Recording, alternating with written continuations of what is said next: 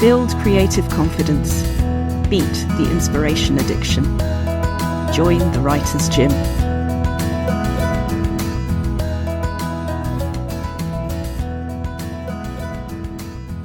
Hello everybody, I'm Rachel Knightley. Welcome back to the Writer's Gym. We are with Ali Wilkes today. Ali's debut novel, All the White Spaces, was a Bram Stoker Award finalist, and her second novel, Where the Dead Wait, was one of Esquire's best horror books of 2023. Her short fiction has been published in numerous magazines and anthologies from publishers including Nightmare Magazine, Cosmic Horror Monthly, Flame Tree Press, Erie River, and Nepenthe Press. Her next novel, Man-Eater, set in the fevered jungles of the Amazon during the late Victorian orchid hunting craze, will be published in February 2027. Ali, it's been a really good thing that where there are writers that I admire, and I'm seeing sort of how that jigsaw of life operates. That's been a really nice thing for me. Am I right? You discovered aerial through research and climbing the rigging, is that right? Yes, that's right. It's actually aerial silks that I concentrate on, so verticals rather than the big hoop in the sky. But yes, I was back, I think, in 2016 when I was desperately trying to research All the White Spaces, my debut. And I wanted to learn a lot about what it would feel like to be on the ropes of an old sailing ship, and also how quickly someone assigned female at birth would be able to develop the upper body strength to do various things, and what it would feel like physically and so on. And so I thought, well, no one's going to let me, as someone who A, hasn't sailed before, and B, gets madly seasick, go on an old-fashioned sailing ship. But on the other hand, there was a circus school literally half an hour's walk from my house. So I signed up to do a one-day introduction to ropes and silks, and I absolutely loved it. It sort of became an instant part of my life literally that afternoon. And so, yeah, that was 2016, and I'm still, I still went to class last night. So that's a pretty consistent joy that I've discovered through wanting to immerse myself in what my protagonist might be feeling. I sort of relate to that feeling of, in different examples, discovering something that works for you as a person through something that the character needs to do. What was it that spoke to you about that? I think it's because it's a total workout for both brain and body. You gain strength very, very fast, a lot of upper body strength, because in order to do the least thing, you will be climbing into the air. So you'll be climbing up a rope or a silk multiple times per training session. So you do get quite interestingly hench quite fast. And then it is, when I say it's a total workout for the brain, you cannot be thinking about anything else really apart from what you're doing, because it is dangerous. It is in the air. You are holding yourself up through a number of pretty convoluted and contorted knots and dropping from them or spinning onto them, etc. And you really can't be doing that whilst thinking very earnestly about what else is going wrong in your life. You have to sort of commit to the bit, which is important. So it's a sort of state of flow by necessity, isn't it? Yes, absolutely. And the other thing I really liked about it is because I am, in inverted commas, a full-time writer, whatever that means. I live by myself. I work by myself. It's anyone who's been to the Writer's Gym will know writing can be quite an isolating profession. And being part of a circus school means that multiple times a week, I have to get myself out of the house. I have to get myself into a training hangar filled with other people I know very well, teachers I know very well, people I see regularly. And it just forces me to interact with the outside world a little bit, which is very important for someone who's such an introvert like me and has made the choice to go down a very particularly introverted career path. Speaking as definitely an introvert, the energy that I get comes from being alone. The way I plug myself in to get the petrol is time alone, but it is about finding, when you are with other people, that it's on authentic terms, that you find a community, you find an activity, you find all the things that you find that are based on who you truly are. And that's really the balance, isn't it? I wrote a thing called Shooting the Should Fairies, and it was because of shoulds, like I should do more things with people. And actually, it does have to be the right things with people, doesn't it? The right things for you. It does. It absolutely has to be the right thing with people. And also, I forgot to mention the other thing that I've really got out of circus as a sort of like work-life balance thing is as an adult and as someone in her 40s who isn't particularly a natural athlete, it is really, really good to constantly try and struggle with something that you are shit at. I think that's really useful for people as adults to do something they're not immediately good at. And I think it's really good to be experiencing failure, setback, struggle on a day-to-day basis. And it's particularly useful for writers because you really do have to let go of the idea that you're going to get it right first time. It rewards persistence, and there's a lot of fun to be had in failure, both in circus, I think, and also in writing. I'm so happy hearing you say that. I'm a beginner guitarist. I'd gone away from guitar for all of my life, but it was very difficult, and I can now strum a 3-chord song that I love very much and understand what it is I'm doing and hear it properly. And the thrill of being adequate at something I am fairly shit at. Can I ask you a bit about the journey towards writing every day? Because you mentioned, I've lost the exact wording now, but you're writing on your own, you live on your own, and there's a part of me where that's the dream, but there's also a part of me where I know with me there needs to be a sort of people element. Did that start when your first novel, which is wonderful, did it start then? Was it happening before? What was it like getting there? Well, first of all, when I say I'm a full-time writer, I mean that writing and things associated with writing are my principal job. It does not in any way mean I write every day. I want to dispel that myth immediately. I am a fits and starts person. I can go 6 months or so without working on a novel and then immerse myself in it and then drop it again and then pick it up again. I do not write every day. I'm not one of those people, and that is fine. But I am full-time in that this is my main source of income. This is my business. And the way that sort of came about was that I had an entire different career and life before this. I was a criminal barrister working in London and the South East. And I did that for 10 to 11 years. And it was every bit what you'd expect, you know, the wigs, the gowns, the jury trials, the working 60, 70-hour weeks, the constant stress, etc. And it just wasn't for me. It wasn't in any way healthy for my mental health, and it wasn't really where I wanted to be. But I'd always had this passion for sort of writing and books and creativity from when I was a very young person. And one of the sort of like little holidays I would give myself from being a barrister was every now and then I would work on a creative project. And I used to carve out time by taking part in NaNoWriMo every year. Rest in peace, NaNoWriMo. It died under the weight of AI and particularly horrible scandals. So, you know, hard to mourn for it. But at the time, it was really productive for me. And so most Novembers, I would have a novel on the go. Most Novembers, I would be writing. And the sort of crunch time came when I simultaneously realized that A, I did not want to be a barrister anymore. It wasn't working out for me. And B, what I wanted to do was something more creative. And also because at the time I was on a creative writing course, I was getting the support and feedback and reassurance that actually I didn't suck at it and it would be possible for me if I was willing to take, you know, a bit of a leap of faith. And I did the classic thing that you're told not to do, which is give up your day job.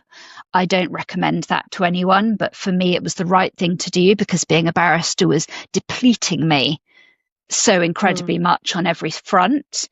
But I gave up my day job and I had maybe a year of living off savings and thinking, shit, I have made the world's wildest mistake before I finally got an agent and went out on submission and sold my first book. That is just as painful as it is to go through. I'm going to say so good to hear. The best decision of my life was also giving up full-time work that on paper looked like a wonderful thing to be doing and very impressive and and was making me utterly miserable and unhealthy. And every good decision I've made involves having more time to write. And it's not about using every single moment for writing, but it's about having the time so you can circle, you can do your landing pattern, you can eventually get there. But I do love hearing the fact that I wish I could tell you how many people will come to me still believing that anyone who is successful, that it is sort of binary, that it is either you are successful or you're not, or it all just evolved naturally. And actually these moments, these dark nights of the soul where it is a case of, oh God, I've made the worst decision anybody could have made.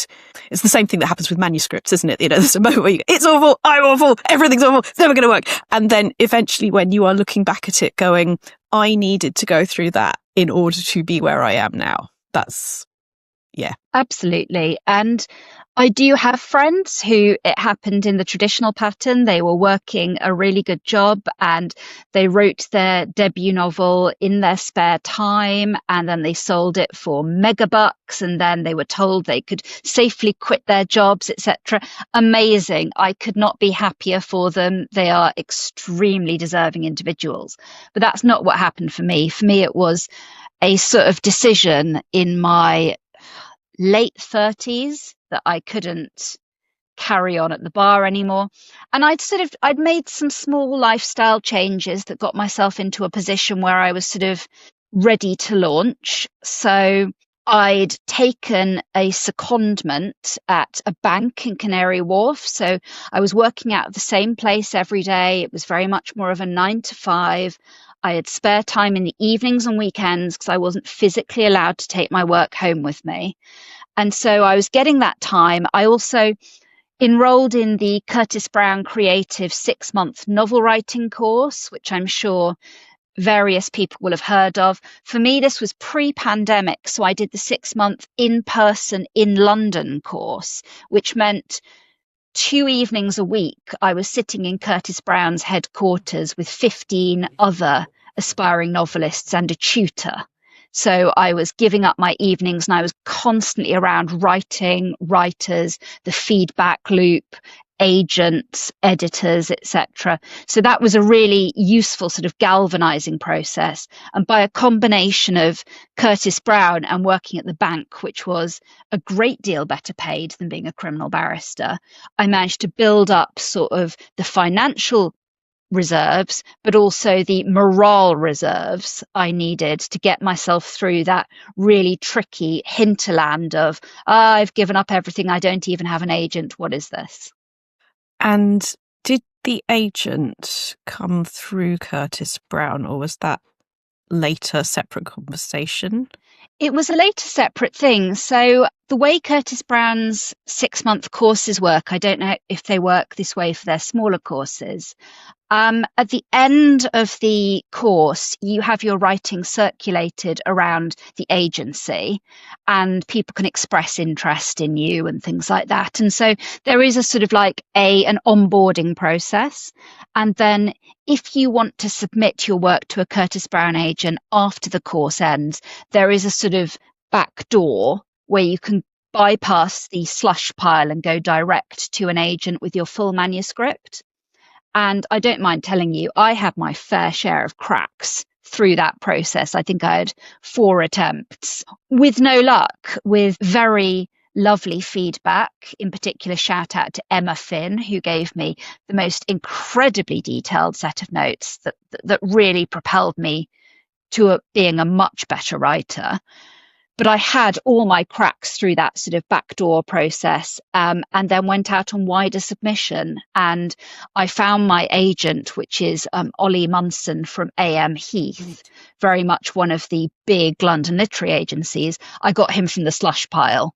I was just very lucky with the slush pile process. I submitted it on a weekend through his website. He DM'd me on Twitter a couple of days, and actually I think it was the same day, saying, this looks good, can I see the rest? I emailed him the rest. He sent me emails saying, you know, I'm still reading, I like it, I'm still reading, I like it, I'm still reading, I like it, can you come in on Thursday?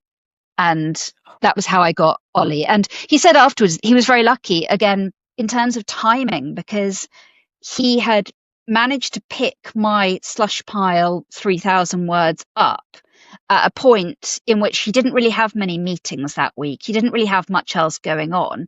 And so unusually for an agent, he could just sit on the couch in his room and just read my things start to finish. And I am, I think, forever blessed by that synchronicity of timing, really, that I was ready for him and he was ready for me. Correct me if any of this is wrong, please, but you came back, that manuscript, when you said you had a few cracks at it, you came back with it. The difference between this happening and this not happening is coming back, is going, this is still not working. I'm going to do the feedback that I've been given. I'm going to keep coming back, which is not always an easy thing to do. Yeah, I mean, again, I'm maybe not lucky. I would say I'm fortunate in that I know so many people who have tried multiple times to get an agent, and they have kept coming back, and their persistence is absolutely outstanding and noteworthy. I'm not sure I'm the sort of person who could have weathered 100 rejections or something like that. I think I was very fortunate to be picked up early enough in the process that my appetite for coming back was still intact.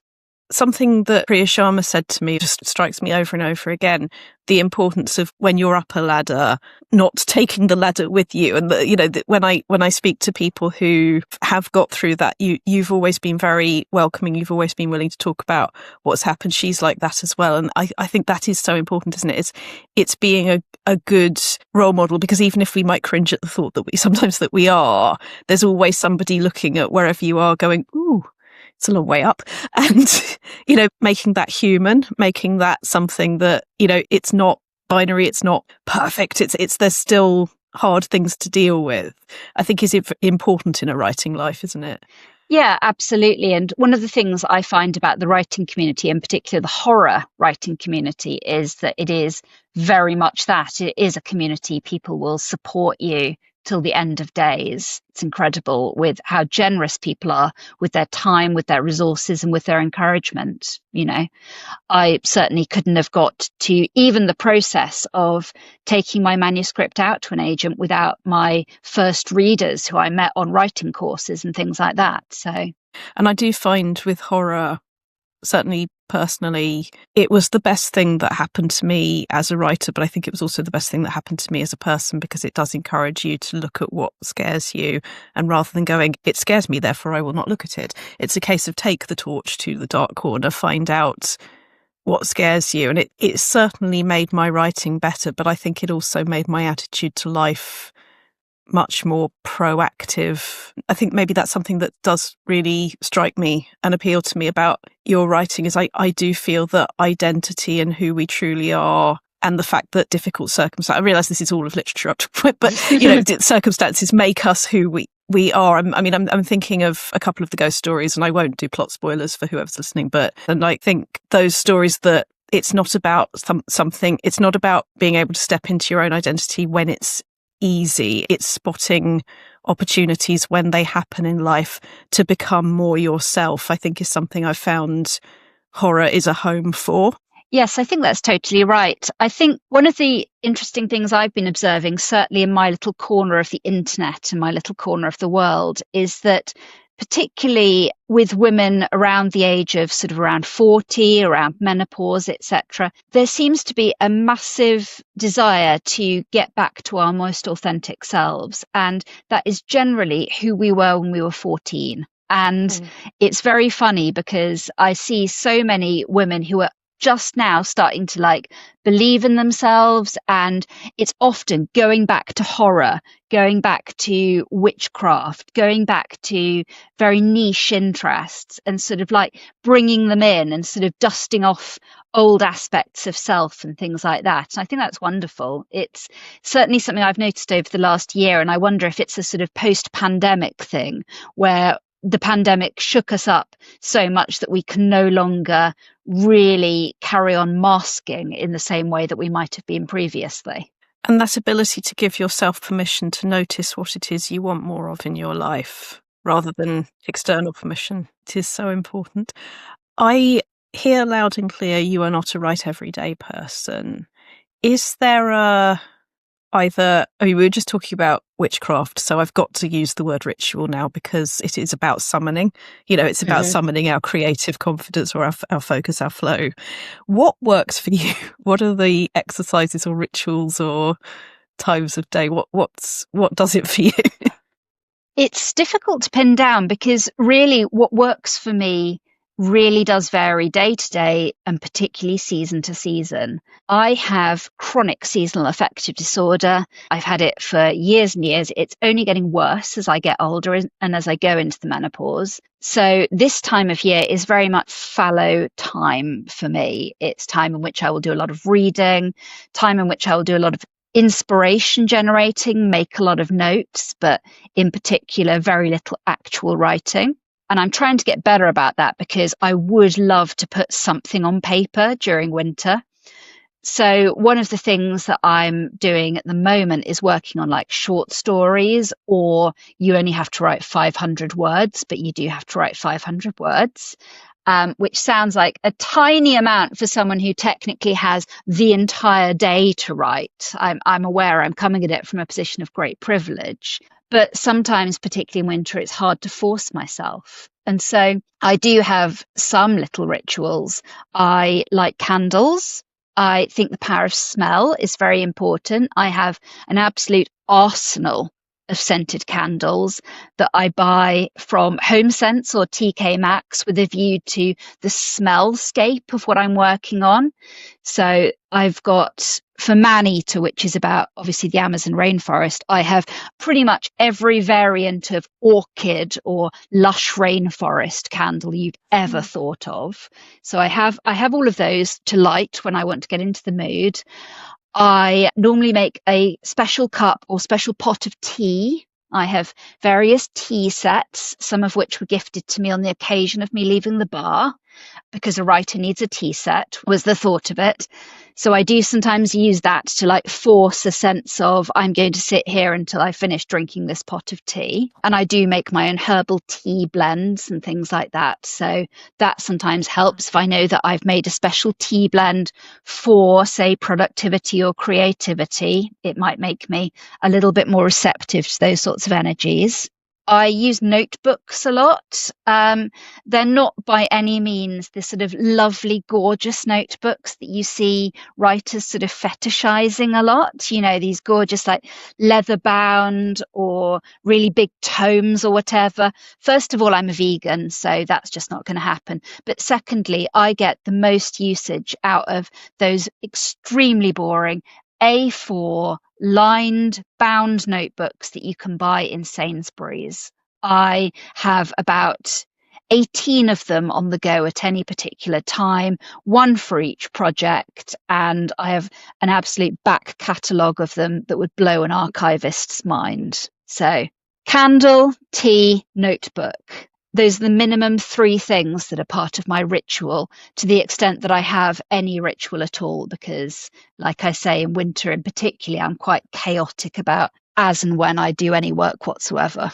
This sounds, and just a shout out for the candle, because my phrase is babysitting the candle, that when I'm in that situation, and it's something that I've offered other people that they use it in the writer's gym, if you don't have an actual candle, lighting the mental, imaginary candle, you have to stay on the sofa. So it stands to reason that you might as well be writing while the candle is burning. Reordering those thoughts is definitely one we use a lot. It's really interesting hearing you say, I know this time of year is the fallow period. And during it, I can say to myself, I only need to do 500 words, for example, but I do need to do 500 words. Keeping those things going and teaching brain and body that does pay off, and teaching brain and body that this is my normal is so powerful. You sound to me like you're doing a lot of those things. You know there is a fallow period. You know there are things you can do. So you haven't gone, it's a fallow period, I'm powerless. You've gone, it's a fallow period. Here are some things I can do. So I guess my question listening to that is, what is the I want? It's really difficult to articulate, because I think for me, and again, this is me as now weirdly a full-time writer, there's two separate urges at work, and not many people talk about both of them, so I want, obviously, to have a finished manuscript that I can send out into the world to universal acclaim, that fits with my values, that tells a good story, etc. Rah, rah, rah. I also want to make money. I want to produce something that I can sell that will make the money I need to continue living. So there's two different wants, and they do sometimes go hand in hand in terms of, you can't sell an unfinished manuscript. You can't sell vague desires and notes on a page. You have to have a finished product. But on the other hand, the desire to make money quickly or sell something that will make the most amount of money in the least amount of time can sometimes conflict with those sort of long and crunchy, fallow and deep dive periods that you might need to put out something that you really feel has been wrenched from you, has been speaking to your core values that you have taken out of yourself and shown to the world. So there's a bit of a dichotomy in that you want to do big, deep artistic work, but on the other hand, you also need to survive through an acquisitions meeting and your agent saying whether they like it or not. It's, again, going back to from the other side, seeing what it's like with an agent, with a publisher. Again, so important and actually so reassuring that the energy we have at any given time in our writing career, that this is lovely and this is terrifying and I have to deal with both. It doesn't magically become a different thing. We don't become magically a different thing at the next stage. And I really hope that's something everybody can take on board, that what we can do is get to know what we need as people and move it forward, which does not answer your question at all. But I think it's very important to say lots and lots of times. You had mentioned to me before we started recording that you were happy to talk about seasonal depression and how it affects writing, which I think is both powerful and important, and totally going to do it. I've been very open on the internet about having seasonal affective disorder. And one of the things I have learnt to always do is say seasonal affective disorder rather than sad, because if you say sad, people think you're just getting a bit the winter blues. But it can be absolutely debilitating. It can be like having a major depressive episode for 4 months out of every year. So to a certain extent, you have to plan for that and strategize for when that happens. So it is something I'm happy to talk about. Interestingly enough, one of the stories I've written, the short story I've written that's extremely close to my heart, is a short story called Darkness Falls, which is in Cloister Fox magazine, which was a lovely sort of bespoke British fanzine produced by Verity Holloway that ran sort of over the pandemic. And that was a short story I wrote about the experience of having seasonal affective disorder. And it really helped me sort of change my thinking towards it in terms of not necessarily seeing it as, well, still seeing it as a pathology, but also starting to sort of mythologize it for myself as being, you're actually just super in tune with nature and the cycles of nature. You are just living like an ancient Britain, maybe, because they certainly wouldn't have been going into bright offices and pushing themselves at this time of year. So, maybe you are just a little bit more like an ancient Celt, or maybe you are just a little bit more like a small mammal that needs to burrow, or a bulb that needs to sense that it's no longer fucking freezing before it starts putting out shoots. There's a couple of things going on there, and I have to write while I'm thinking, because otherwise... Go for it. I do as well normally. Happen. Yeah. There's the practical and there is the emotional. Now, what I would mean by that in my own notes is the practical is what you've just described, as in the publisher will expect this thing at this time, or first the agent will expect this thing at this time, then the publisher will, and I have to get through an acquisitions meeting and I have to respond to whatever any of these people say at the time so that the book can happen. Therefore, I have to play the long game. So there is the long game. There is also the side dish of short stories, shorter thinkings out loud, thinking on the page that keep you going, that are the regular gym exercises that keep brain and body ticking over. So there's those things. Are there any other things that you would put in that column?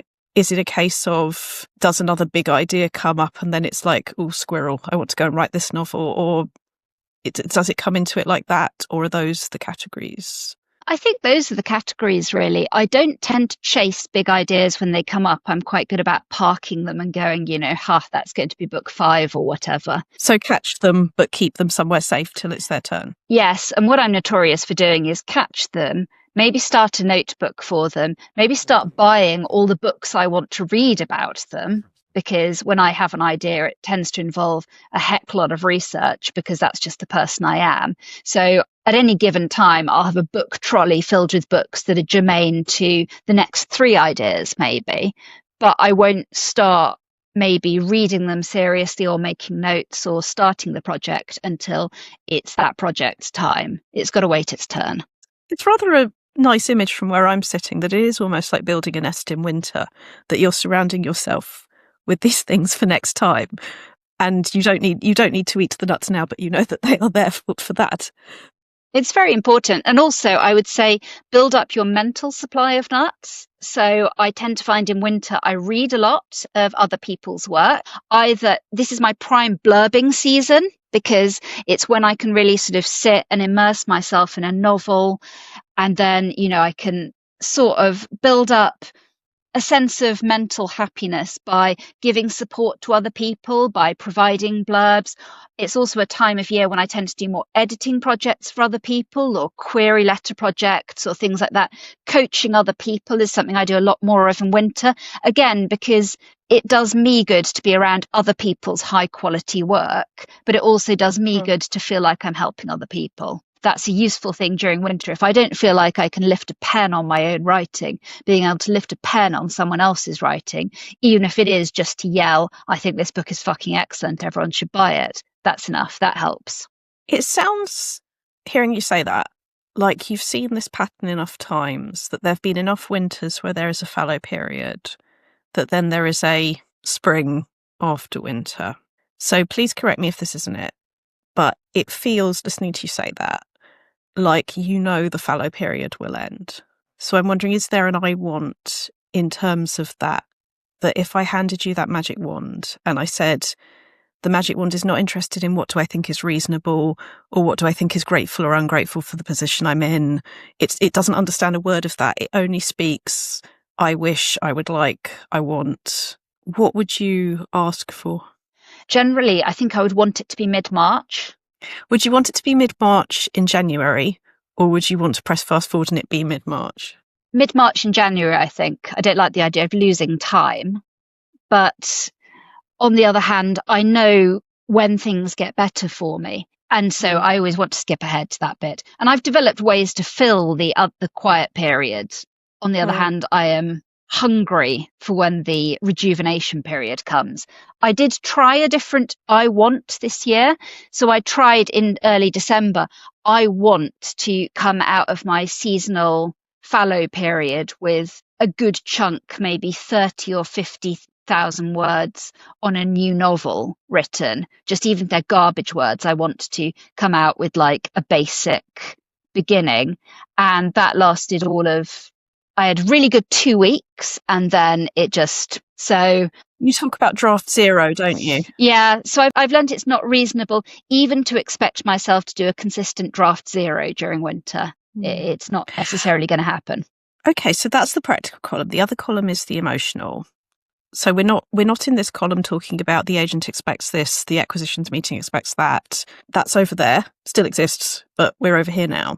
A word you used was hungry. There was a sort of hungry to be doing projects. And I guess what I'm not clear on is how much of you is peace, maybe a bit strong, but at peace with the idea that in my fallow period, it's a fallow period. This is what happens in the fallow period. But maybe there is a new or a different hunger that, given that I know the fallow period happens and I know that spring is on the other side of that, is there something I'm now curious to bring into this period? I think the answer to that is that my brain is perfectly at peace with the idea there's a fallow period. I know that this is a tough time for me, and I've developed all sorts of like coping strategies, etc. And I try to be very gentle with myself, but my heart is not at peace with the idea that there is a fallow period. My heart wants to be going full throttle, obviously, all through the year. even when my brain knows that is not actually reasonable and I have to make adjustments and accommodations. Kick this one way out of the field if you want to, but is it definitely your heart? That's interesting. I mean, it could be not my heart, it could be societal expectations and various other pressures arising out of the writing life. Comparison in particular is a notorious bitch for writers, because we look at what everyone else is doing with all their little rituals and all their like putting out 3 books a year, and we think, wow, I wish I could be like that. So you're right, it might not be my heart, it might be, I don't know, what organ is associated with, say, maybe envy or comparison. Well, the word comparison was in my head because, as well as the should fairies, I've often talked about the comparison fairies. Oh, yeah. Who are the downside of social media, who flutter around your face going, look what he's doing. And it's so great because I hear you experiencing that, and you're definitely one of mine. Like, look what she's done, and look how good it is, and look at the short stories, and it just looks like so much fun. And Rob Shearman, I will just, because he, somewhere above my head right now, I think, yeah, you can just see at the top there, the 3-volume short story collection. Now, at the time where I was in tears to him going, I can't do structure, he was writing a 3-volume choose your own adventure story in which all of the short stories joined up. And everybody, no matter what's going on in your own head, everyone else seems to be having fun with the thing that you're scared you can't do. Now, I am also, enjoying some projects, in hell in other ones. I think the only difference between then and now is I get the first-hand evidence that so is everybody else. And maybe that's okay. But this is why I'm asking whether it truly is heart saying, I want more of that, in which case, rock on. There's totally things we can do with that. If it is something other than heart, e.g., not limited to, but e.g., societal pressure, social media, everybody else is doing this, that, and the other, that would raise different questions for me. I think you're absolutely right in that it's very difficult in this. The more you become exposed to other people's everyday lives, and the more you become exposed to other authors' everyday lives, it becomes, I think, more hard to disentangle heart from that other thing, because you will always find a reason to compare yourself to someone else. And knowing that, I would argue, is the piece that is available. Making the feelings go away, locking them in a box in manner of Dr. Sleep, leaning on the box and going, I'm fine, I don't have the feelings, and putting all the energy into making the feelings stay in their box. Does that not work? Not on the menu. Well, sorry, British Empire. I went away to a British boarding school when I was 9, so that's pretty much the only emotional repertoire I have, the box. Yeah. What I do, there's a game that listeners will know, but I don't know if you've come across this, that I do, called Excuses Bingo. And what we do, telling you the title first is a little bit of a spoiler, but what we do is we write down, by the time so-and-so was my age, they'd written this many of whatever it is I want to do. My sister would hate this. This isn't the kind of writer so-and-so wanted me to be. So-and-so is better at writing than me. What if it's weird? What if it's boring? And I love how those two are always so close together. What if it's too individual? What if it's not individual enough, right next to each other?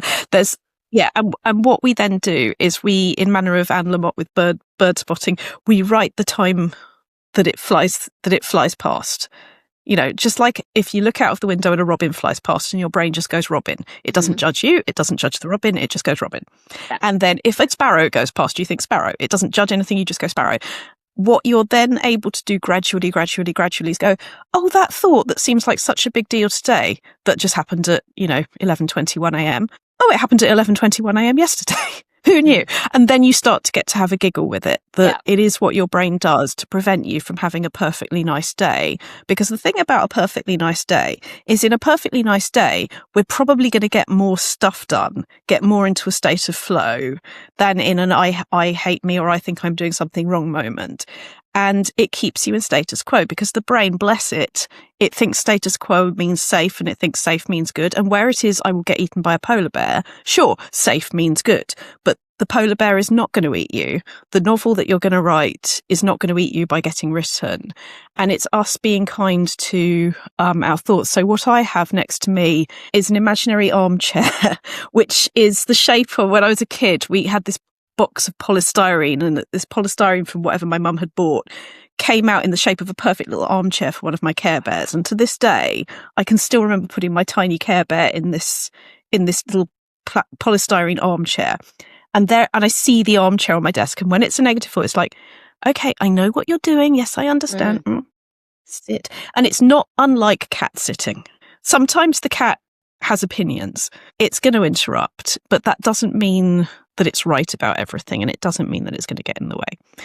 So none of that may be remotely relevant for today, but it's there in the background. And I guess what it would be for me is there are little things we can always change if we want to, but they work best when it comes from a position of valuing where you already are and who you already are. I think that's interesting because it's very much like learning to work with your own subconscious and learning to observe the thoughts of your own subconscious. I myself do something slightly similar in that because I'm a tarot reader, every morning I pick a tarot card, I blind pick it for the day, and I reflect on what the meaning and symbolism of that card is, and I have it on my desk while I work. And it's interesting, sometimes it chimes with the day, sometimes it doesn't chime with the day, sometimes it chimes with the day in unexpected ways, but just the act of having a symbol through which to interrogate the day does actually help you keep an observational eye on your own thoughts and what's happening around you. So that's a tool that I use in particular. And it's so interesting that when we talked about rituals, that wasn't in your mind. But when we talk about tools, it is. And maybe that's important too, that things that somebody else wouldn't realise are so damn practical are practical. Yes. Knowing what those are for you. I'm imagining people come to you at the writer's gym or listen to this podcast because they know it's bloody hard. So it would be absolutely trite of me to say that, but it is bloody hard. But if it's something you want to do, then it is something you must do. And unfortunately, it's as simple as that. It's both as simple and as hard as that. Never easy, always simple. It has been such a pleasure, Ali. What I've started to do is actually go through my back catalogue of short stories and bind them up in small self-published micro collections. So I put out one last year called London Weird, which is 3 stories about weird London, available on Amazon.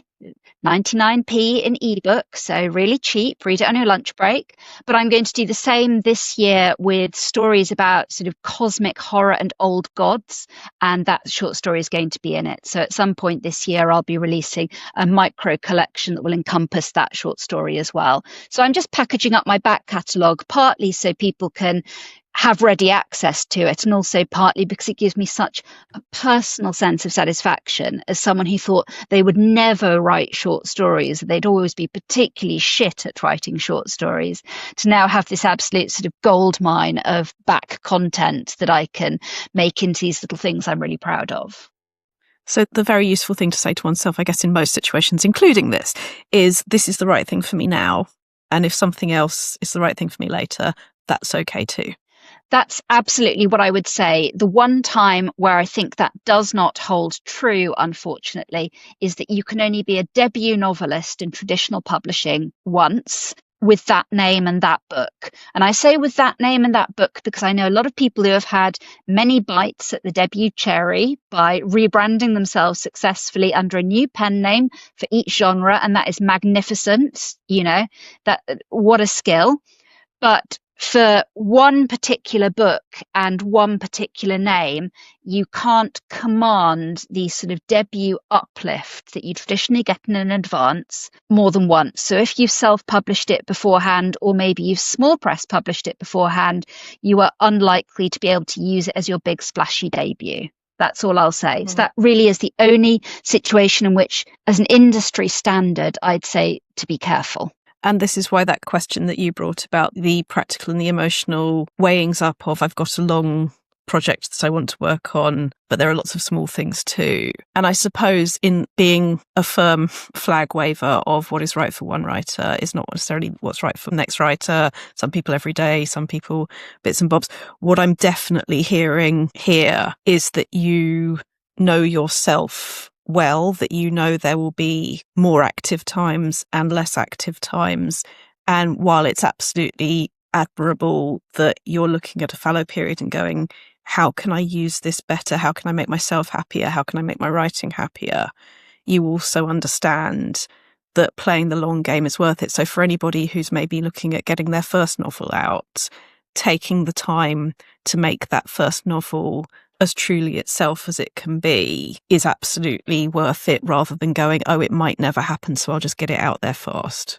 Yes, absolutely. I think the impatience is something we all struggle with, and the I'm done with it is something we all struggle with. And for debut novelists, that is a particular scourge, because you might be doing yourself out of a nice splashy debut and some money in the future. So that's probably the only time I would urge caution. I've seen authors do wonderful things, such as, I'll give you a concrete example.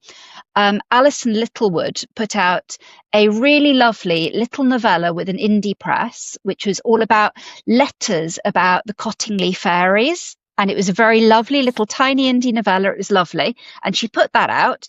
And then multiple years later, she went back to that novella and used the letters as the backbone of a novel, which she then sold to Titan under a new pen name, A.J. Elwood. And it's called The Cottingley Cuckoo. And it's an absolute banger. But that's an example of how fluid and useful you can be with your backlist in probably any situation apart from that big debut novel. So be you, enjoy what you are doing, and also reach out to other writers. I mean, going back to that fallow period, another thing that we do at the Writers' Gym, and I do both with my members and with other writing friends, is if it's not a writing room day, most days we see each other online or in person, but other days, right, bum is hitting chair now. Bum will not leave chair until next hour, and then you've got your friend to go, yay, or you do it with somebody else in some other way, but keep reaching out to other people. It's not about publishing the embryo version of what this beautiful thing could be eventually. Absolutely. Well, Ali Wilkes, thank you so much for joining the Writers' Gym. Oh, thank you so much for having me on. I felt uplifted and enriched by it.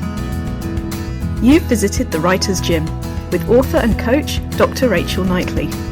Production and sound design are by Ashley Lexine, and theme music is by Chris Gregory.